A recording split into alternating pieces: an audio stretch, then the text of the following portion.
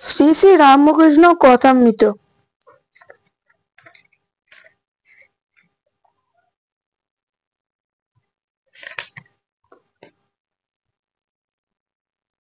প্রথম পরিচ্ছদ, প্রথম দর্শন। তব কথামৃতং তপ্ত জীবনং কবি ভীতিতরম কলমশাপহম সবল মঙ্গলম শ্রীমদাত্তং ভূমি গৃহন্তি যে ভুরিদা জনা।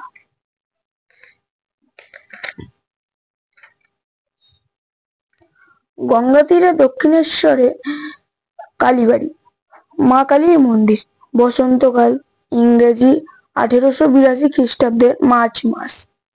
ঠাকুরের জন্মোৎসবের কয়েকদিন পরে শ্রীযুক্ত কেশব সেন ও শ্রীযুক্ত জোসেফ কুক সঙ্গে 23শে ফেব্রুয়ারি বৃহস্পতিবার 12ই ফাল্গুন 1288 শুক্লা ষষ্ঠী ঠাকুর স্টিমারে বেরিয়েছিলেন। তাহারই কয়েকদিন পরে সন্ধ্যা হয়। ঠাকুর শ্রীরামকৃষ্ণের ঘরে মাস্টার আসিয়া উপস্থিত। এই প্রথম দর্শন। দেখিলেন এক ঘর লোক নিস্তব্ধ হইয়া তার কথামৃত পান করিতেছেন। ঠাকুর তক্তপোষে বসিয়া পূর্বাশ্ব হইয়া সহাস্য বদনে হরিকথা বলিতেছেন। ভক্তেরা মেঝে বসিয়া আছেন। কর্মত্যাগ কখন? মাস্টার দাঁড়াইয়া অবাক হইয়া দেখিতেছেন। তাহার বোধ হইল যেন সাক্ষাৎ সুখদেব ভগবত কথা কহিতেছেন, তা আর সর্বতীর্থের সমাগম হইয়াছে, অথবা যেন শ্রী চৈতন্যের পুরীক্ষেত্রের রামানন্দ স্বরূপাদি ভক্ত সঙ্গে বসিয়া আছেন ও ভগবানের নাম গুণকীর্তন করিতেছেন। ঠাকুর বলিতেছেন, যখন একবার হরি বা একবার রাম নাম করলে রোমাঞ্চ হয় ও সুপ্রাত হয়, তখন নিশ্চয় যেন যে সন্ধ্যাদি কর্ম আর করতে হবে না, তখন কর্মত্যাগের অধিকার হয়েছে। কর্ম আপনা আপনি ত্যাগ হয়ে যাচ্ছে। তখন কেবল রাম নাম কি হরিনাম কি শুদ্ধ ওকার জপলেই হলো। আবার বলিলেন, সন্ধ্যা গায়ত্রীও লয় হয়, গায়ত্রী আবার ওকারে লয় হয়। মাস্টার সিধুর সঙ্গে বরানগরে বাগানে বাগানে বেড়াইতে বেড়াইতে এখানে আসিয়া পড়িয়াছেন। আজ রবিবার, অবসর আছে, তাই বেড়াইতে আসিয়াছেন। শ্রীযুক্ত প্রসন্ন বাড়ুজ্যের বাগানে কিয়ৎক্ষণ পূর্বে বেড়াইতেছিলাম। তখন সাধু বলিয়াছিলেন, গঙ্গার ধারে একটি চমৎ বাগান আছে, সে বাগানটি কি দেখতে যাবেন? সেখানে একজন পরমহংস আছেন। বাগানের সদর ফটক দিয়ে ঢুকিয়াই মাস্টার ও সিধু বরাবর শ্রীরামকৃষ্ণের ঘরে আসিলেন। মাস্টার অবাক হইয়া দেখিতে দেখিতে ভাবিতেছেন, আহা, কি সুন্দর স্থান, কি সুন্দর মানুষ, কি সুন্দর কথা। এখন থেকে নড়তে ইচ্ছা করছে না।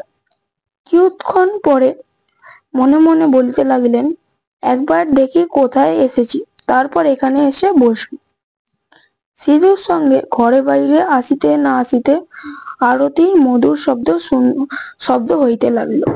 একবার কাঁসর ঘণ্টা খোল করতালি বাজিয়া উঠিল। বাগানে দক্ষিণ সীমান্তে হইতে নহবতের মধুর শব্দ আসিতে লাগিল।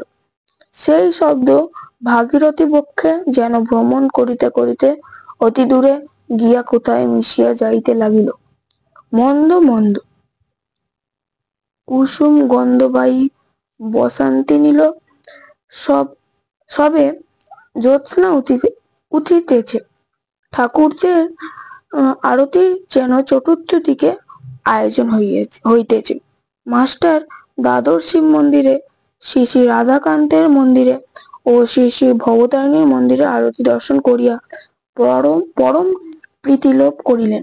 সাধু বলিলেন, এটি রাসমণির দেবালয়, এখানে নিত্য সেবা। অনেক অতিথি কাঙাল আসে। কথা কহিতে কহিতে ভবতারিণীর মন্দির হইতে বৃহৎ পাকা উঠোনের মধ্যে দিয়ে পাদচরণ করিতে করিতে দুইজনের আবার ঠাকুর শ্রীরামকৃষ্ণের ঘরের সম্মুখে আসিয়া পড়িলেন।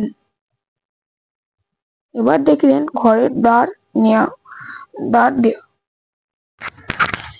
এইমাত্র ধ্বনি দেয়া হইয়াছে। মাস্টার ইংরাজি পড়িয়াছেন, ঘরে হঠাৎ প্রবেশ করিতে পারিলেন না। দ্বারদেশে বৃন্দে ঝি দাঁড়াইয়াছিলেন। জিজ্ঞেস করিলেন, হ্যাঁ গা, সাধুটি কি এখন এর ভেতর আছেন? বৃন্দে, হ্যাঁ, এই ঘরের ভিতর আছেন।